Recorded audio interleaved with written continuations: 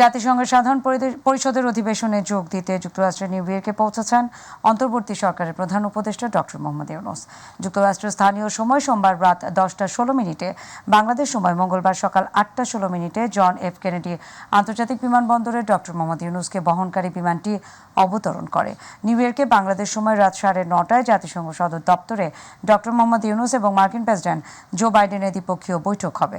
সফরকালে Netherlands, Pakistan, Nepal, ইউরোপীয় commission প্রধান, যুক্তরাষ্ট্রের পররাষ্ট্রমন্ত্রী সহ উচ্চ পর্যায়ে বৈঠক করবেন প্রধান উপদেষ্টা।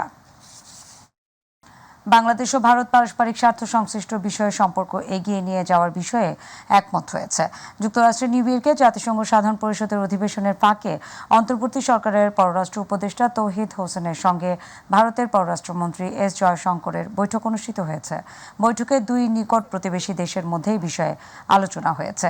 আজ সকালে বাংলাদেশের পররাষ্ট্র মন্ত্রণালয় সামাজিক যোগাযোগ মাধ্যম এক্সে এই তথ্য জানিয়েছে। এতে বলা হয়েছে, বাংলাদেশের পররাষ্ট্র উপদেষ্টা তৌহিদ হোসেন জাতিসংঘ সাধারণ পরিষদের বৈঠকের ফাঁকে ভারতের পররাষ্ট্র মন্ত্রী এস জয়শঙ্করের সঙ্গে বৈঠক করেন। এ সময় তারা পারস্পরিক বিভিন্ন বিষয় নিয়ে আলোচনা করেন। বৈষম্য বিরোধী ছাত্র আন্দোলন কেন্দ্রিক পৃথক হত্যা মামলায় সাবেক প্রধানমন্ত্রী, শিল্প এবং বিনিয়োগ বিষয়ক উপদেষ্টা সালমান এফ রহমান, সাবেক আইনমন্ত্রী আনিসুল হক, সাবেক এমপি শাহজাহান খান এবং সাদেক খানকে গ্রেফতার দেখিয়েছে আদালত।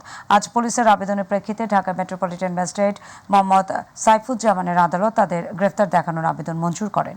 এদিকে বৈষম্য বিরোধী আন্দোলন চলাকালীন রাজধানীর চাংখারপুলে গুলিতে ইসমামুল হক নামে একজনের নিহত হবার ঘটনার করা মামলায় গ্রেফতার সাবেক আইজিপি চৌধুরী আবদুল্লাহ আল মামুনের 4 দিনের রিমান্ড মঞ্জুর করেন আদালত।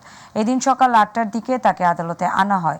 এ সময় মামলার তদন্ত কর্মকর্তা তাকে এই মামলায় গ্রেফতার দেখানো সহ 10 দিনের রিমান্ড চেয়ে আবেদন করেন। শুনানি শেষে আদালত 4 দিনের রিমান্ড মঞ্জুর করেন। আবদুল্লাহ আল মামুনকে একটি হত্যা মামলায় বিজ্ঞ আদালত পক্ষ, প্রসিকিউশন পক্ষ 10 দিনের রিমান্ড চেয়েছিল। বিজ্ঞ আদালতকে 10 দিন রিমান্ড চেয়েছিল। 10 দিন রিমান্ডে আদালত সন্তুষ্ট হইয়া তার 4 দিনের রিমান্ড মঞ্জুর করে। যে উনি ফিল্ডে কোনো ওয়ার্কে ছিল না, মিছিল মিটিংয়ে বা এই তাদের পুলিশের যে বিভিন্ন স্তর ডিউটি আছে, কমিশনার আছে, তারপরে ডিসি সাহেব আছে, তারপরে ওসি আছে, তারাই এই ফিল্ড ওয়ার্কে নির্ধারণ করে। সেই ক্ষেত্রে আমাদের এই মামলায় এই তথ্য উদ্ঘাটনের জন্য ওনাকে রিমান্ডে নেওয়ার কোনো যৌক্তিকতা নাই এবং বিজ্ঞ আদালত আমাদের বক্তব্য শুনেছে, প্রসিকিউশনের বক্তব্য শুনেছে, দুই পক্ষের বক্তব্য শুনে বিজ্ঞ আদালত সন্তুষ্ট হয়ে 4 দিনের রিমান্ড মঞ্জুর করেছেন।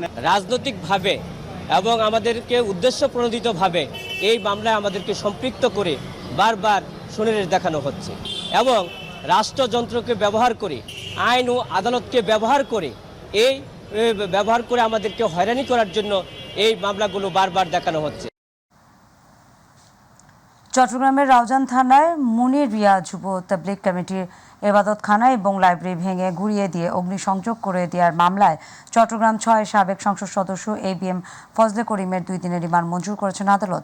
আজ চট্টগ্রাম জুডিশিয়াল ম্যাজিস্ট্রেট নুরুল হারুন আদালত এই মামলা রিমান্ড মঞ্জুর করেন।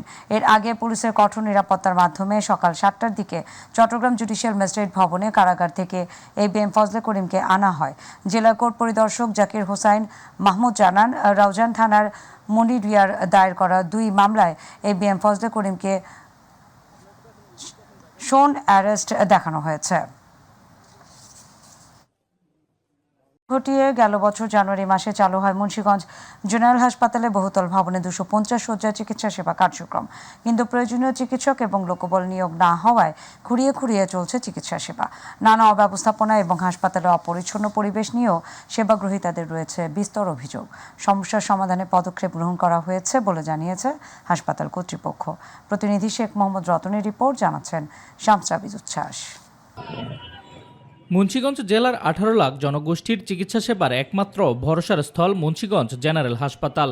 বিপুল জনগোষ্ঠীর সেবা নিশ্চিত করতে একটি আধুনিক 6 তলা বিশিষ্ট ভবন নির্মাণ শেষে হাসপাতালটি 100 শয্যা থেকে 250 শয্যা উন্নীত করা হয় 2023 সালের জানুয়ারিতে। কিন্তু 100 শয্যার লোকবল দিয়ে 250 শয্যার চিকিৎসা সেবা কার্যক্রম চলছে হাসপাতালটিতে। এতে সেবা নিতে এসে বিড়ম্বনায় পড়ছেন রোগী ও স্বজনরা। টিকিট কাউন্টার খুব সীমিত, অনেক লম্বা লাইন, জনবল খুব কম। একই ডাক্তার, সে সকালবেলা রাউন্ডেরও রুগী দেখে, আবার বহির্বিভাগের রোগী দেখে। আমার রোগী প্রচণ্ড অসুস্থ, কোনো ঔষধ দিল না, খালি টেস্ট লিখে দিয়ে চলে গেল ডাক্তার। হাসপাতালে পূর্ণাঙ্গ চিকিৎসা সেবা প্রদানের জন্য বিশেষজ্ঞ চিকিৎসক সহ 57 জন চিকিৎসক থাকার কথা থাকলেও রয়েছে 41 জন চিকিৎসক। 99 জন নার্স পদের স্থলে রয়েছে মাত্র 56 জন নার্স। এছাড়াও পরিষ্কার পরিচ্ছন্নতা কর্মীর সংকট রয়েছে হাসপাতালটিতে। এতে নানা অব্যবস্থাপনার পাশাপাশি হাসপাতালের অপরিচ্ছন্ন পরিবেশ নিয়ে বিস্তর অভিযোগ সেবাগ্রহীতাদের। আগে আমরা ওষুধ পাচ্ছি না ঠিকমতো, আমরা ঠিকমতো চিকিৎসা পাচ্ছি না, পরিষ্কার পরিচ্ছন্নতা কোনো কিছুই নাই।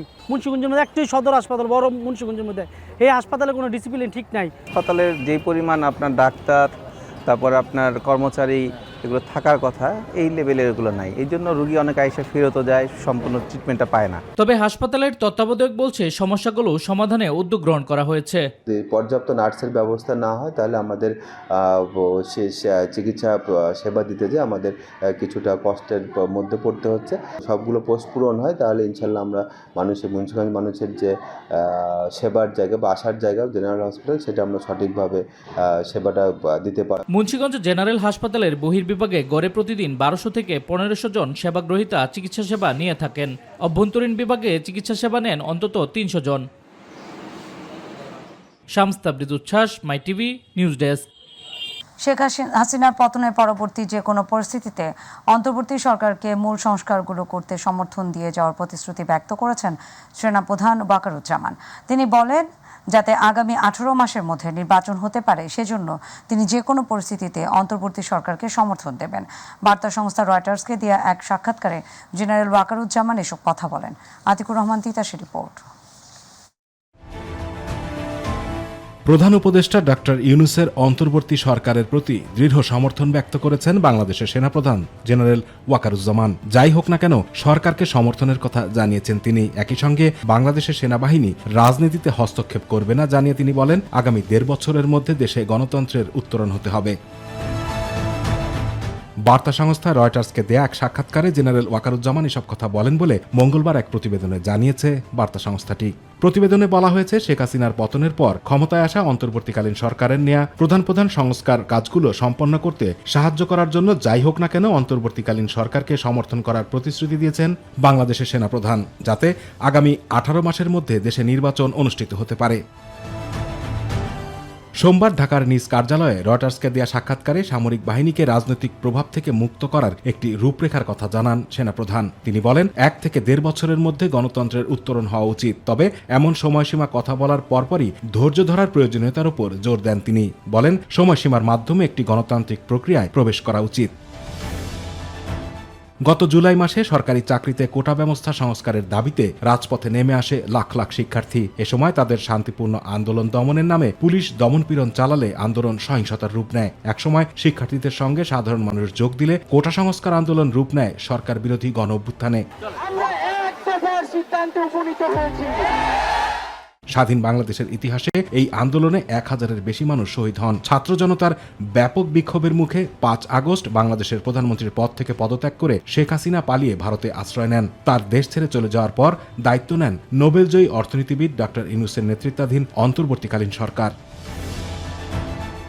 এরই মধ্যে 17 কোটি মানুষের দেশে একটি অবাধ ও সুষ্ঠু নির্বাচন আয়োজনের পথ প্রশস্ত করতে বিচার বিভাগ, পুলিশ ও আর্থিক প্রতিষ্ঠানগুলোতে প্রয়োজনীয় সংস্কার করার প্রতিশ্রুতি দিয়েছেন ডক্টর মোহাম্মদ ইউনূস।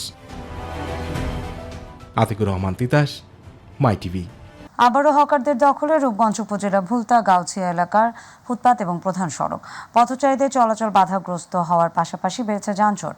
ভ্রাম্যমাণ আদালত এবং নিয়মিত তদারকি অনুপস্থিতিতে এমন বিশৃঙ্খল পরিস্থিতি অভিযোগ স্থানীয়দের। তবে দ্রুত ফুটপাত এবং সড়ক দখলমুক্ত করার আশ্বাস কর্তৃপক্ষের। প্রতিনিধি মকবুল হোসেনের রিপোর্ট, জানাচ্ছেন শামস তাবরিজ উচ্ছ্বাস। উন্নয়নের ছোঁয়ায় বদলে গেছে রূপগঞ্জ উপজেলা, তবে বদলায়নি উপজেলার ভুলতা গাউছিয়া এলাকার যানজটের চিত্র। ঢাকা সিলেট মহাসড়কের এই এলাকায় নিত্যদিনের জনদুর্ভোগ এটি। উপজেলার প্রাণকেন্দ্র হিসেবে পরিচিত ভুলতা গাউছিয়া, আর এখানেই গড়ে উঠেছে দেশের বৃহত্তর পাইকারি কাপড়ের বাজার, কাঁচা বাজার, শপিং কমপ্লেক্স। আর এই সকল মার্কেটের সামনেই মহাসড়ক ও ফুটপাত দখল করে বসানো হয়েছে সবজি, ফলমূল, কাপড়, চটপটি, ফুচকা সহ বিভিন্ন প্রকার দোকানপাট। এতে চরম ভোগান্তি পোহাতে হচ্ছে শিক্ষার্থী, যাত্রী ও পথচারীদের। বাজার বসানো এটা আসলে ঠিক হচ্ছে না, তবে বাজারের মধ্যে একটা সুশৃঙ্খলতা থাকা দরকার। হাইওয়ে রোড মানে সিলেট হাইওয়ে, এখানে এই দোকানপাটগুলো বসার কারণে আমাদের যাতায়াতে আসলে অনেকটাই সমস্যা হয়।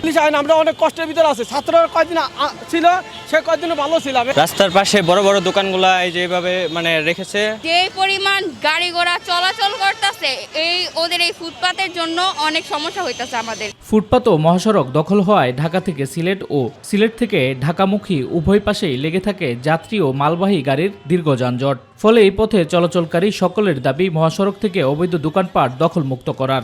খালি তো গাড়িওয়ালার উপর চাপ, গাড়িওয়ালাকে মামলা দেয়, গাড়িওয়ালাকে এটা করে, তা আমরা কি করি? আমরা তো ব্যয় উপায় গাড়ি চালাতে হয় রাস্তায়। আমরা চাই রাস্তা ফুটপাত পরিষ্কার হোক। দুই পাশে ফুটপাতের জন্য আমরা চলতে পারি না, দুই পাশে দুই লাইন, ঠিক আছে, এই জন্য পুরো রাস্তা জাম হয়ে যায়। দোকান বাড়ার লাগে ঠিক মতন ঢাকা যাইতে পারি না। দাম এক করা লাগবে, তাই অনেক। ভুলতা গাউছিয়ার যানজট নিরসনে ফুটপাত দখলকারীদের উচ্ছেদে দ্রুতই ব্যবস্থা নেওয়ার আশ্বাস প্রশাসনের এই কর্মকর্তাদের। তাদেরকে কিভাবে এখান থেকে উচ্ছেদ করা যায় এবং ফুটপাতকে দখলমুক্ত করা যায় সেই জন্য আমরা আমাদের কার্যক্রম পরিচালনা করব। অতি শীঘ্রই আমরা ব্যবস্থা গ্রহণ করব। আমরা মোবাইল কোর্ট পরিচালনা করব এবং তাদের যে মালামাল যেগুলো রয়েছে সেগুলো আমরা নিলামে উঠাবো। একই সাথে আমাদের এই নির্দেশ যারা অমান্য করবে তাদেরকে আমরা মোবাইল কোর্টের মাধ্যমে জেলা হাজতে প্রেরণ করব। দ্রুত ঢাকা সিলেট মহাসড়ক ও ফুটপাত দখলমুক্ত হবে, কমবে যানজটের ভোগান্তি, এমনটাই প্রত্যাশা এলাকাবাসীর।